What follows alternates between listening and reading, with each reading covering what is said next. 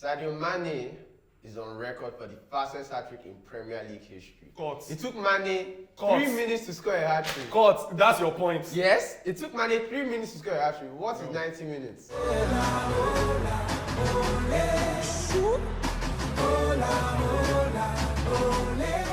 lot of Nigerians tuned out when Nigeria crashed out of the Afcon against Tunisia in the round of 16. But the competition continued. No, it doesn't. The show went on, and yesterday, one of the biggest games of the tournament actually happened. Egypt and Cameroon, the host nation. And it turns out Salah's head is strong because before the game, Abubakar came out and said he didn't think Salah was as good as Mbappe. Salah doesn't impress him. So basically, Abubakar tried to run the mind games on my king, the Egyptian king. And there's a valuable lesson that I'll tell you guys. If you come for the king, don't miss. And Abubakar missed. He missed. He's on his way home, staying at home because the tournament was in Cameroon. I'm overjoyed with the outcome of that. Salah into the final. Yeah. And I think Cameroon dropped the ball. It was there for them to win. Yeah, that's what you call a bottle drop. Home team. They bottled it. Like, the shootout was terrible. They messed up. So yeah, the shootout happened, and how can the shootout score be 3-1? That's a regular match. That's also another thing. That's another thing I wanted to say. Cameroon were a top, big scoring side leading up onto this game, and the game ended up 0-0.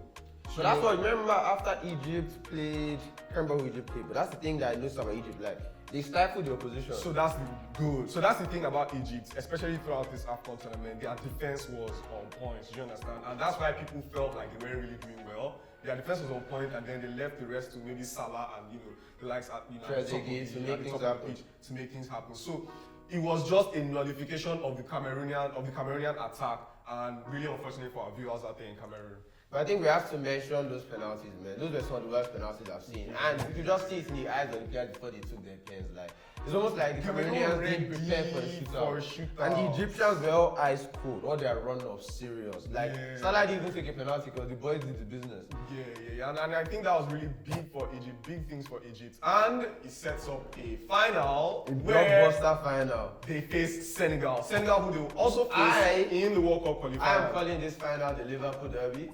My two boys in the final, Salah and Mane, going head to head. We all know they pushed each other for seasons to come, but that has been for the benefit of each other, I guess. But now, head to head.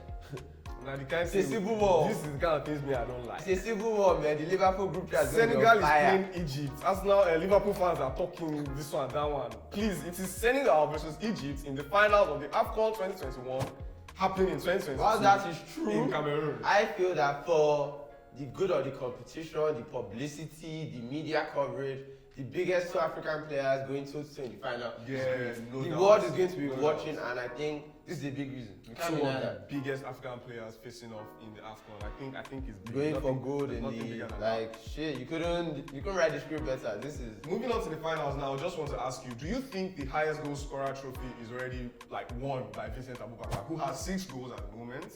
He has 6 goals now. Even though he has crashed out. He's still playing third place now. True. So Abubakar can extend that. Shout out to Abubakar. It's not the only Cameroon player. It was the ball-taking player. But can be 5 goals. 5 goals. Yeah. So the top scorer is definitely up for grabs. You can say that between the two Cameroonians. Yes. But Nisha, you might say what you like, but I'm not ruling out Sadio Mane yet. That was my prediction at the beginning. Bro, Sadio Mane has 3 goals to his name. He's playing in the finals against Egypt, who is not even likely to score against. Sadio Mane. How does he want to do it? Okay, let me just split some facts now. Sadio Mane is on record for the fastest hat-trick in Premier League history. It took Mane 3 minutes to score a hat-trick. That's your point. Yes, it took Mane 3 minutes to score a hat-trick. What is 90 minutes? No. So yeah, okay, I'll keep it real. Probably it's Abubakar, but it's football and a hat-trick is not far-fetched, if you ask me. Well, yeah, if one man can do it, it's Sadio Mane in that Senegal squad. Actually. Exactly. Yeah. So yeah, we'll keep an eye on that. Big one to look out for. The third place games will happen on Saturday the 5th, and then the final showdown. Surely Cameroon win that game. Cameroon against Burkina Faso. Surely they win that game. Remember Burkina Faso are my dark horse. That one don't crash now. No. A dark horse is the team that you don't expect to do much, but they eventually go far. Who are your favorites? My favorites were Yeah, I remember that. But yeah, I think it should be a layup for Cameroon. It should be a layup for Cameroon. They can't bottle this one after that one. It'll be tough. I think what would actually mess them up is the fact that I noticed, especially in the last game, Toko Ekambi was selfish. He was selfish. He wanted to. You saw that he wanted to. 5 goals, man. He gets to Giga. So there's that. So if he does not allow that get to him, and their partnership up front is good, then maybe they might defeat Burkina Faso. Alright, so Tele is back in Burkina Faso. I'm going Cameroon. Now on to final, Sha. Who do you think will win? Egypt, actually. It's a tricky one because I feel like Senegal might be the better side on paper, but Egypt, man, they know how to organize. opponents. And something I really like about the Egyptian team is that like 80% of the team plays in the Egyptian league, and I think that's done something for the camaraderie. That's brought the nation together, and it actually speaks volumes on the strength of the league. So yeah, shout out the Egyptian league. Shout out to the Egyptians. Hope they keep turning. Well, we'll be watching and we'll see who comes out tops in that prediction game between myself and Shopsy. I actually can't decide, man. You already said Senegal. Let's say Senegal. You're asking me to pick between 2 of my kids. Like, I can't do this now. I can't do this. So they are your kids. Yeah, now they're my boys now. I've been watching them for a couple years. Salah. They're my bros. They're my big bros. They're my big bros. Let us move on now to the EPL, where something that has brought the whole football world together is happening. Christian Eriksen is likely to start for Brentford in their next fixture. That's big news. If you all remember at the World Cup, the Euros. It was the Euros, yes. The Euros, Eriksen collapsed on the pitch. Cardiac arrest. There were terrible scenes.